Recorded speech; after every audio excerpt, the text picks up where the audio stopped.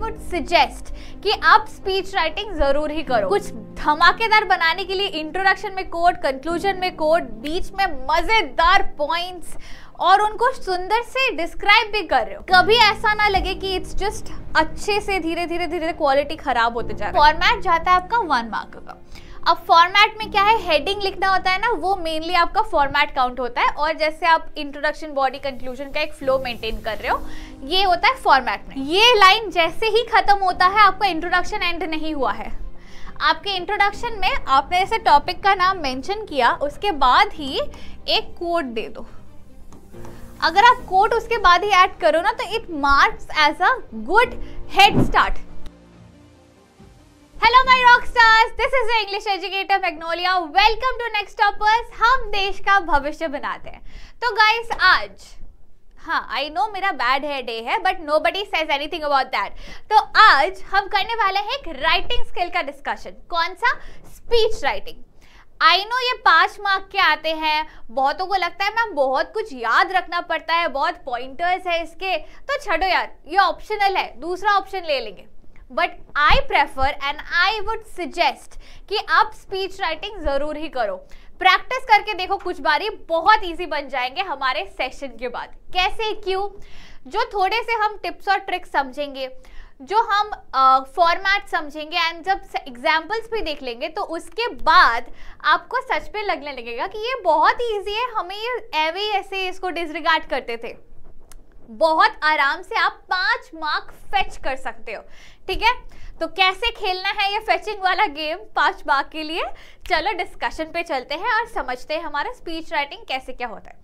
तो हम स्टार्ट करेंगे विथ मार्किंग स्कीम।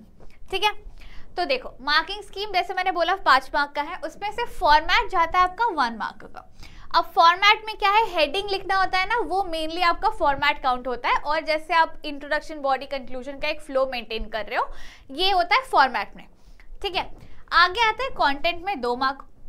अब ये जो 2 मार्क है, ये कंटेंट रेलेवेंसी का है कि जो क्वेश्चन पूछा गया है आप उसके रेलिवेंट ही कंटेंट लिख रहे हो। अगर वाटर कंजर्वेशन है, वाटर सेविंग टॉपिक है, और आप उसमें एक पॉइंट मेंशन कर रहे हो कि वाटर वेस्टेज की वजह से स्टैग्नेट होता है रास्ते में, वाटर स्टैग्नेशन होता है and that leads to mosquitoes breeding, इतना तक एक पॉइंट मेंशन कर सकते हो कि ये प्रॉब्लम है। लेकिन यहाँ सेविंग से लेके डाइवर्ट होके स्टैग्नेशन के टॉपिक पे निकल लिए, ऐसे नहीं करो। रास्ते में इधर उधर मत घूमो, सीधा घर से स्कूल, स्कूल से घर, इतना ही करो।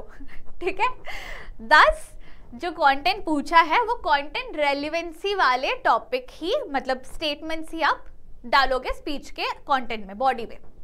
आते हैं एक्सप्रेशन में। अब एक्सप्रेशन का है 2 मार्क, जिसमें grammatical mistake, accuracy, spelling mistake, punctuation mistake, ये 3-4 चीजें तो आती ही हैं, उसमें 1 मार्क आता है। जैसे कि ये 2 मार्क में से 1 मार्क आएगा आपका ग्रामेटिकल एक्यूरेसी के पास, ग्रामर, स्पेलिंग, पंक्चुएशन एटसेट्रा पे। और एक जो मार्क है ना, वो जाएगा आपका ब्यूटिफिकेशन में।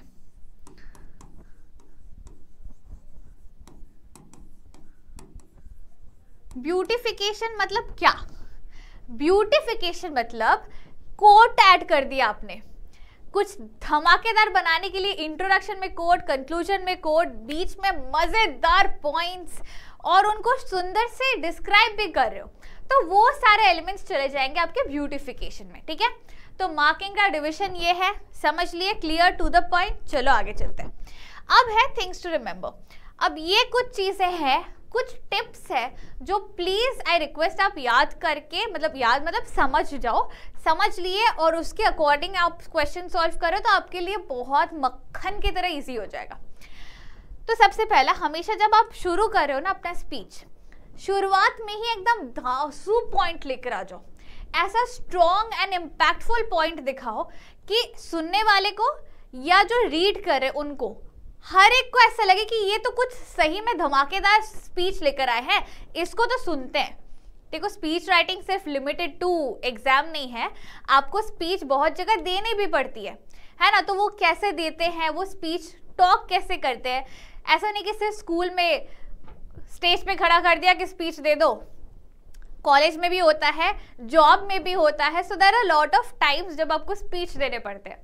तो इन दैट केस आपका शुरुआत कैसा होना चाहिए, इंट्रोडक्शन कैसा होना चाहिए, बॉडी का फ्लो कैसा होना चाहिए, कंक्लूजन कैसा होना चाहिए। आपको मैं देख रहा हूँ सिर्फ एग्जाम प्रेपरेशन नहीं, ग्रूमिंग भी करवा रही हूँ, इसका तो अलग लूंगी मैं कोई बात नहीं। तो always begin with your strongest point. और आपके पास देखो हर टॉपिक का ना हम जब सोचते हैं, ब्रेनस्टॉर्म करते हैं क्वेश्चन रीड करने के बाद, तो कुछ मेजर पॉइंट्स आते हैं और कुछ हल्के फुल्के पॉइंट्स भी आते हैं। तो जो मेजर 2-3 पॉइंट्स मिनिमम आपके दिमाग में आ रहे हो, उनमें से एक को स्टार्टिंग में डालो, एक को एंडिंग पे डालो बॉडी के, और बीच में अगर कुछ ढांसू बचा तो उसको डाल दो, उसके साथ आगे पीछे सैंडविच करके छोटे मोटे पॉइंट्स को भी घुसेड़ दो। ठीक है, तो ऐसे आपका पॉइंटर्स अरेंजमेंट होना चाहिए ताकि कभी ऐसा ना लगे कि इट्स जस्ट अच्छे से धीरे धीरे क्वालिटी खराब होते जा रहा है। ऐसा लगे कि इट्स गुड, थोड़ा नॉर्मल, फिर इट्स गुड, फिर थोड़ा नॉर्मल, फिर it's good, and it's ending on a good term as well. तो वो ऐसा कर्व अगर दिख रहा है, that is better rather than ये नीचे डाउनफॉल का कर्व, वो फॉलो करेंगे। नेक्स्ट, अपने पर्सनल ओपिनियंस आप जरूर ही डाल सकते हो, बट ज्यादा नहीं, इतना भी मत खुल जाना टीचर के सामने कि टीचर बोले ये तो ज्यादा फ्रैंक हो रहा है यार, इसको हटाओ, कम मार्क्स देंगे इसको। ज्यादा फ्रैंक नहीं होना। जो भी टॉपिक है उसके साथ आपका पर्सनल ओपिनियन जो है वो थोड़ा सा ऐड कर सकते हो आप, ज्यादा नहीं, बट ऐड करो, because that adds into a more believable factor कि हाँ यार ये तो सच में एक प्रॉब्लम है। लोगों को अपना क्या बोलूं, जैसे फॉर एग्जाम्पल मैंने अगर एक प्रॉब्लम बोला, जैसे कि खाने का प्रॉब्लम, ठीक है, तो हर जगह हर रीजन के कुछ ना कुछ खाने के रेस्टोरेंट्स होने चाहिए। नहीं तो अगर कोई पहली बार अपने घर से, सपोज कोई साउथ से पहली बार नॉर्थ आए हैं और नॉर्दर्न रीजन्स में कोई साउथ इंडिया के रेस्टोरेंट्स ही नहीं है, तो that becomes very difficult for this south Indian person ना टू एडजस्ट। वैसे ही जैसे मैं कोलकाता से बाहर आई, जब मैं बैंगलोर में थी, उस टाइम पे मुझे बहुत प्रॉब्लम होता था खाने को लेके, बिकॉज वहाँ पे मुझे बंगाली फूड अच्छे मिलते ही नहीं थे। तो क्या कर रही हूँ मैं यहाँ पे, I am trying to give some personal opinion, but ज्यादा खुल के नहीं देना कि मैंने खाना ढूंढा, मुझे खाना ही नहीं मिला, फिर मैंने सोचा मैं खाना बना लूँ, इतना नहीं। बस हल्का सा पर्सनल ओपिनियन दे दो कि हाँ अगर टॉपिक है फूड का रेलिवेंसी इन एवरी प्लेस, तो इन दैट केस बोलो कि हर जगह रेस्टोरेंट्स होना चाहिए, वरना फोमो होने लगता है कि मुझे अपने पसंद का खाना नहीं मिल रहा है, दैट्स इट। फिर पॉइंटर्स आगे बढ़ते रहो। Make sense? आगे चलो। Do not deviate from the topic. जैसे मैंने बोला कि कंटेंट रेलिवेंसी जो है ना वो यही सेम पॉइंट है, इसको अलग से डिस्कस नहीं करते, टाइम वेस्ट नहीं करेंगे हम। सॉल्यूशन और कंक्लूडिंग पैराग्राफ, इसको अगर आप देख रहे हो ये कैप्स में है, बोल्ड में है, क्यों? क्योंकि जो आपका टॉपिक है, आप स्टार्ट इंट्रोडक्शन के साथ मस्त एक कोट दोगे, धांसू पॉइंट्स दोगे, तो नीचे जाते जाते क्या बचेगा? नीचे जाते जाते एक मस्त सा कंक्लूजन होगा, वो कंक्लूजन सोल्यूशन होगा। किसका सोल्यूशन? जो आपका टॉपिक है उससे आप प्रॉब्लम्स दिखाओगे, इश्यूज दिखाओगे, अलग अलग चीजें डिस्क्राइब करोगे ना, तो उन प्रॉब्लम्स का या उन इश्यूज का एक सोल्यूशन क्या बन सकता है probable, that solution will come as the conclusion.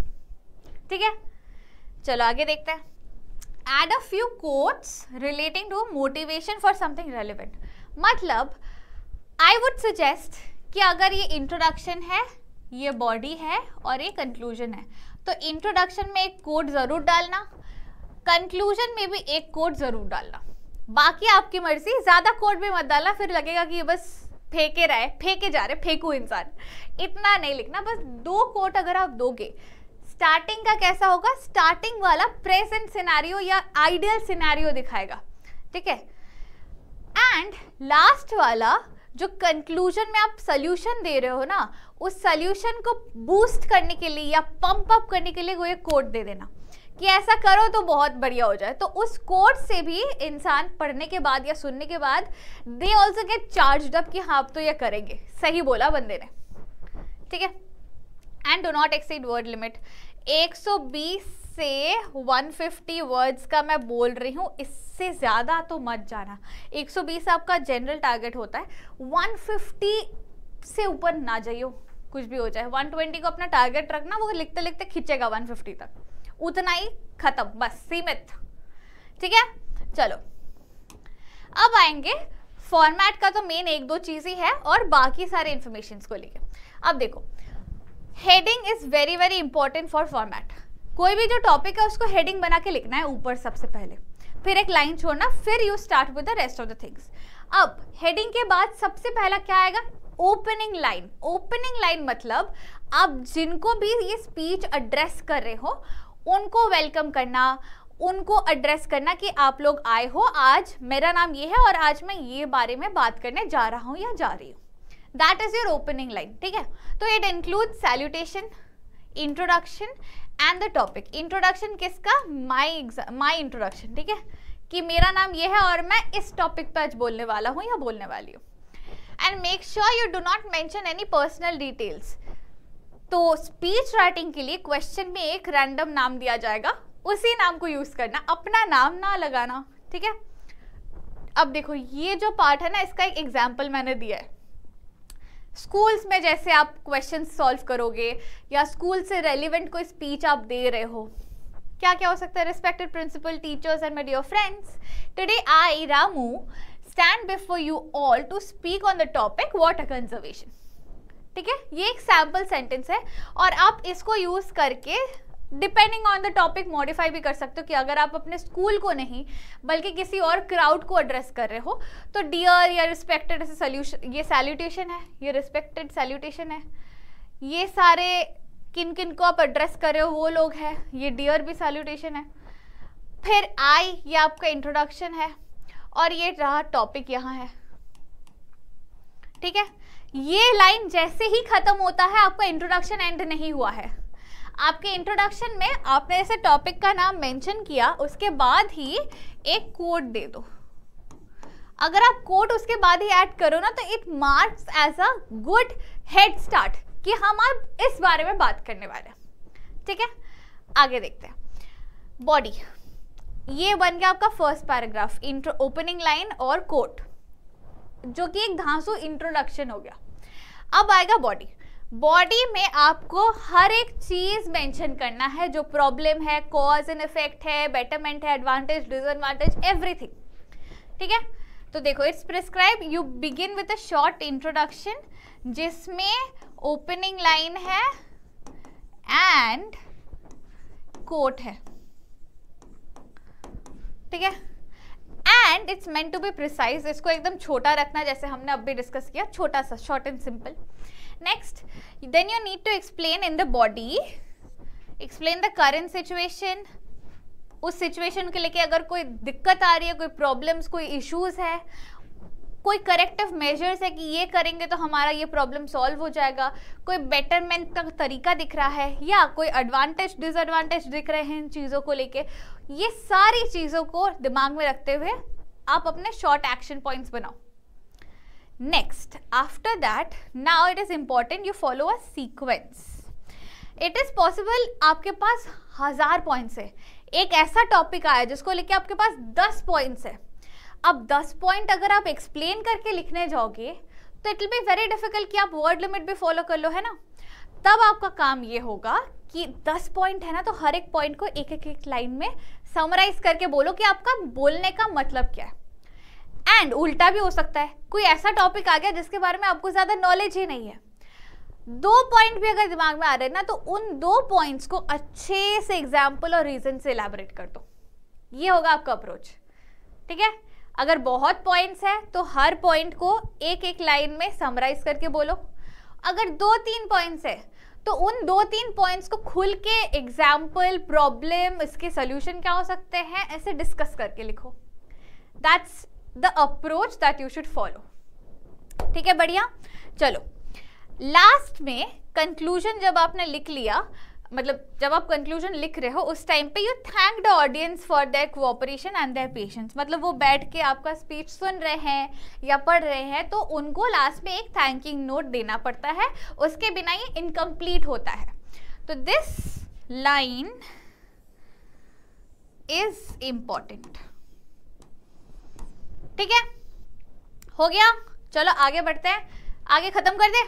नहीं मैम, आपने सैंपल नहीं दिखाया, एग्जाम्पल नहीं दिया, सोल्यूशन एक क्वेश्चन सैंपल सॉल्व नहीं किया, ऐसे थोड़ी छोड़ दोगे आप अपने रॉकस्टार्स को, पॉइंट है।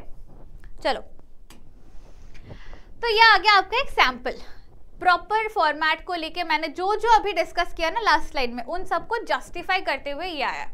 अब देखो टॉपिक क्या है, बेनिफिट्स ऑफ अर्ली राइजिंग, सुबह जल्दी उठने के फायदे क्या होते हैं। अब यहाँ पे जो नाइट आउल्स है, जो रात में देर तक सोते हैं, जागते हैं सॉरी, वो बोलेंगे अरे मैम रात में जगने के भी काफी फायदा है, शांति में पढ़ाई करो, गाने सुनो, लोगों से सॉरी स्पेसिफिक लोगों से बात करो, है ना, आई अंडरस्टैंड। लेकिन जो अर्ली राइजर्स है, तो अर्ली राइज अगर आप जल्दी सुबह उठते हो तो उसके क्या बेनिफिट्स है, वो टॉपिक है तो उसको सॉल्व करते हैं। चलो, तो सबसे पहला आपका हेडिंग या हेडलाइन जो होगा वो आना है, वो सीधा सीधा डाल देना क्वेश्चन से लेके, ठीक है। नेक्स्ट जो हमारा opening line, greeting and introduction है ना, वो आ गया। देखो, आई करुणा या करुण जो भी आप हो, लड़का लड़की, योर हेड गर्ल या head boy stand before you all to highlight the far reaching benefits of early rising. यहाँ पे सॉरी मैंने एक लाइन मिस कर दिया, honourable principal, respected teachers and my dear friends, today I. अब एक बात समझो, यहाँ क्या हो रहा है, पहले मैंने सैल्यूटेशंस दिए, फिर मैंने अपना इंट्रोडक्शन दिया, फिर मैंने टॉपिक भी बताया, एंड जो मैंने बोला कोट दे देना कि early to bed early to rise makes a person healthy, wealthy and wise. देखा आपने, एक सिंपल सा कोट दिया है, कुछ डिफिकल्ट कोट नहीं है, ये सबको पता भी होता है। तो this is a way to start the speech, ठीक है, एकदम धांसू फाड़ू वे में कि कुछ तो होने वाला। अब सुनते हैं। नाउ प्रोसीडिंग अहेड, ये जो पार्ट है ना, you are dividing the body of the speech into 2 to 3 paragraphs. बहुत इंपॉर्टेंट है, देखो ये पूरा पार्ट है आपका बॉडी का, इसको हमने अलग अलग पैराग्राफ्स में डिवाइड किए हुए।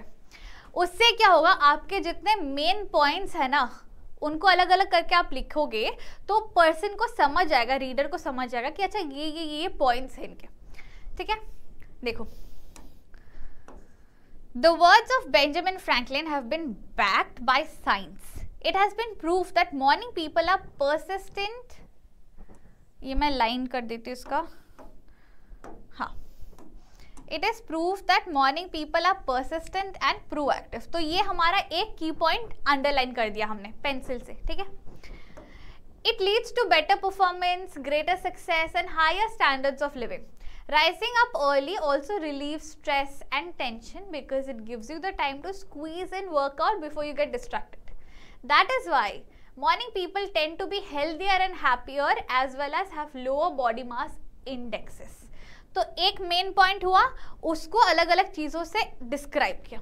फिर फॉर दिस ये एक कॉल टू एक्शन है, one needs to maintain proper schedule and has to go to bed on time.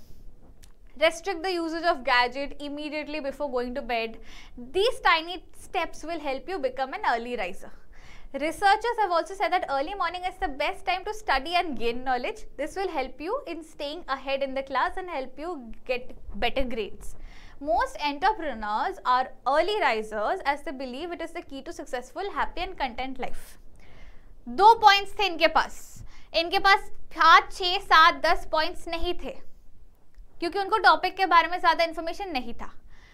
तब भी उन्होंने प्रॉपरली डिस्क्राइब किया और एक अच्छा स्पीच लिख दिया, ठीक है, क्योंकि पॉइंट्स के साथ रेलिवेंट रीजंस और एग्जांपल्स डाले। अब आएंगे कंक्लूजन पे।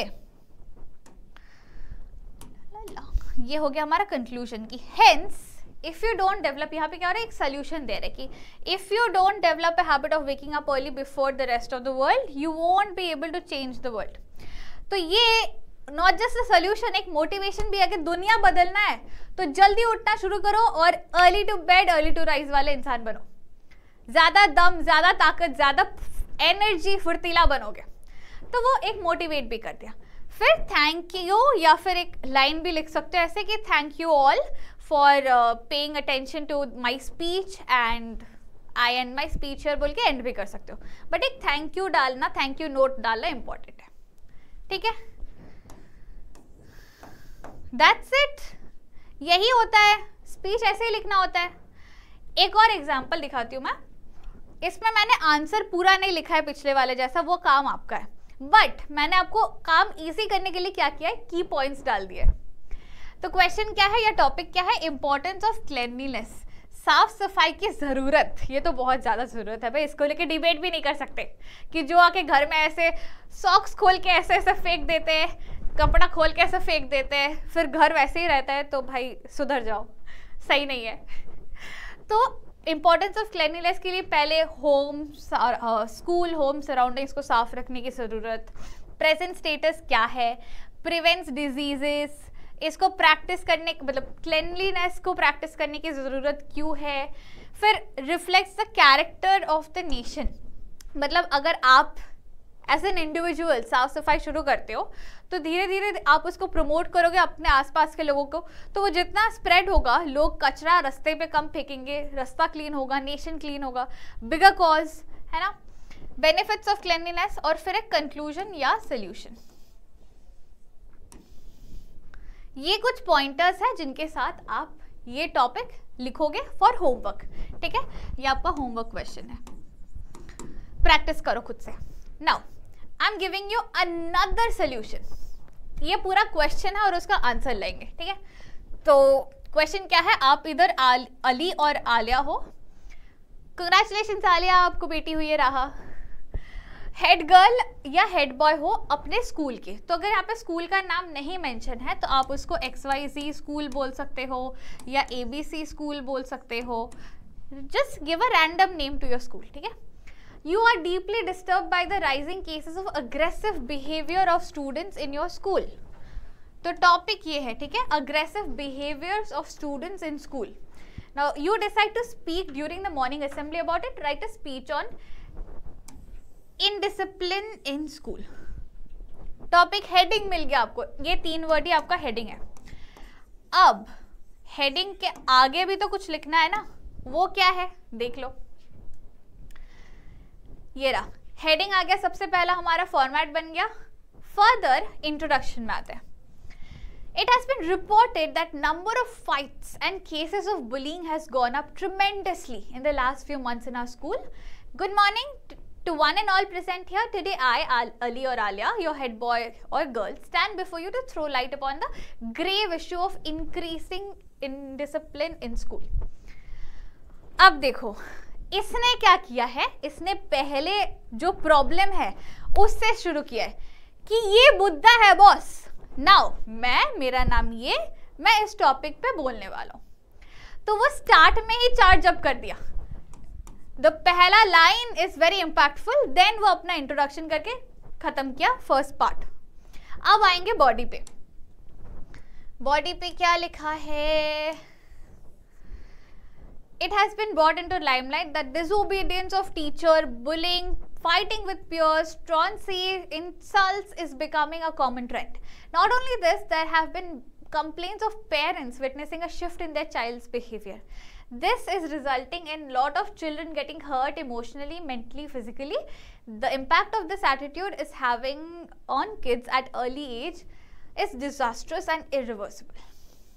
तो सबसे पहला पॉइंट अपना यहाँ ये बनता है कि डिसोबीडियंस। अगर आप डिसोबीडियंट हो, आप बात किसी का नहीं सुन रहे हो, अपने मर्जी से फाइट कर रहे हो, बुली कर रहे हो, रैगिंग कर रहे हो, लोगों का कुछ भी उल्टा सीधा काम कर रहे हो, लोगों का बात नहीं सुन रहे हो, तो डिसोबीडियंस के साथ क्या क्या प्रॉब्लम आते हैं। नेक्स्ट पॉइंट क्या है? Not to forget the damage that has been done to the school property. तो डैमेज टू स्कूल प्रॉपर्टी आ गया नेक्स्ट पॉइंट। कैसे कैसे डैमेज किया है? चौक चोरी करते हैं, चौक्स, फिर दीवारों पे ऐसे लिखते रहते हो, डेस्क पे लिखते रहते हो, है ना, खराब करते हो आप, वॉशरूम्स में लिखते रहते हो, सीसीटीवी कैमरा खराब कर देते हो, और बहुत कुछ होता है स्कूल में, जो चलता रहता है। बेंच तोड़ दिया, टेबल तोड़ दिया, बॉल फेंक दिया कहीं। By doing this, we are only letting us deprive ourselves of the amenities being provided to us. Next, after a lot of meetings, lack of proper guidance, excessive use of social media and peer pressure have been observed to be the root causes of the problem. 3 की points है, लिख दिया उन्होंने, underline कर दिया, ठीक है। इनके पास ज्यादा pointers है compared to the previous one that we saw. The council is taking steps to improve the situation. Life skill classes are being made mandatory, ये सॉल्यूशंस या फिर बेटरमेंट के स्टेप्स है. Life skill classes are being made mandatory for everyone. Teachings will include counselling, motivation, inculcating friendly values. Seminars for parents and students will be regularly organized. A counselor will help you all share your feeling, grudges, sharing a personal problem being made available.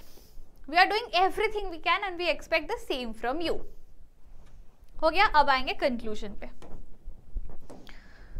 Conclusion क्या है?